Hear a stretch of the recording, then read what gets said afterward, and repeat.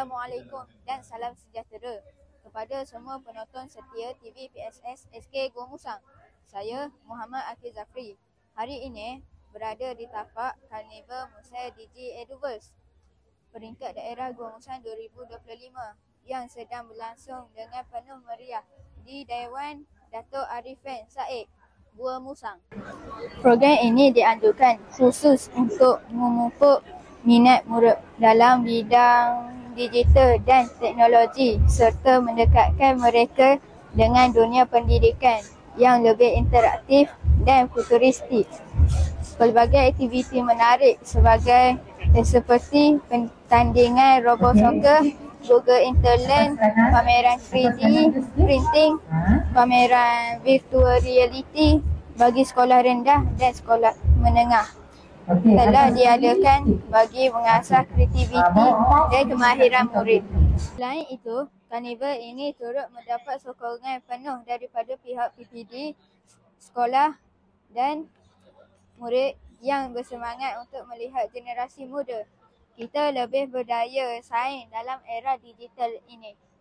Saya sekarang bersama dengan Encik Saduan, pegawai USDP PPD Gua Musang. Baiklah Encik, boleh Encik terangkan objektif utama penganjur Karnival Musa Digi Eduverse kali ini? Penganjuran Musa Digi Eduverse kali ini kita lebih kepada untuk memberikan pendedahan.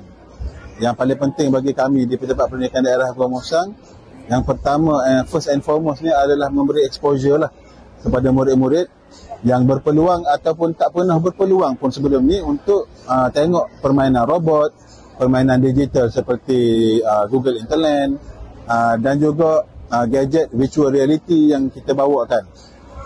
Itu yang pertama, memberi exposure. Yang keduanya, selain murid, kita juga nak bagi ruang dan peluang kepada guru untuk berkongsi pengalaman masing-masing.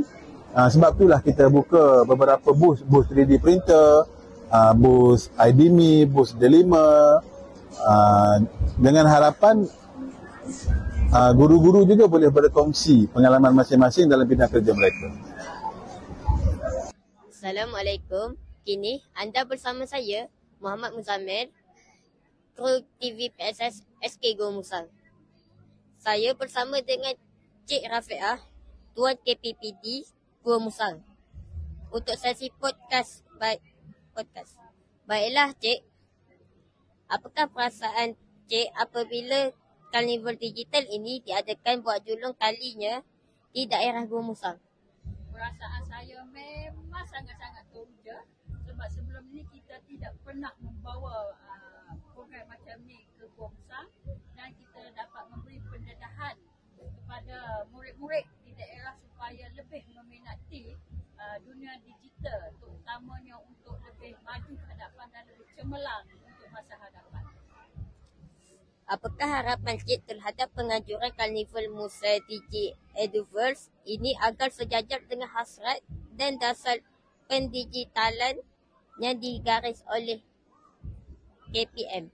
Harapan saya supaya program-program macam ni ada kesinambungan untuk tahun-tahun berikutnya supaya kita lebih merancang program-program yang lebih memberi manfaat kepada murid-murid terutama dalam bidang pendidikan digital dan juga memberi pendedahan kepada guru untuk sama-sama meningkatkan kemahiran pendigitalan terutamanya untuk pencapaian PDP dalam kelas untuk murid-murid di sekolah. Terima kasih Cik kerana sudi bersama saya bagi sesi podcast kali ini.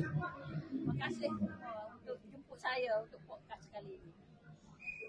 Sebagai penutup, kami mengucapkan tahniah kepada semua peserta dan penganjur yang telah menjayakan Karnival Musa Digi Eduverse ini. Semoga program sebegini dapat terus menjadi platform terbaik dalam memperkasa pendidikan digital di daerah Gua Musang.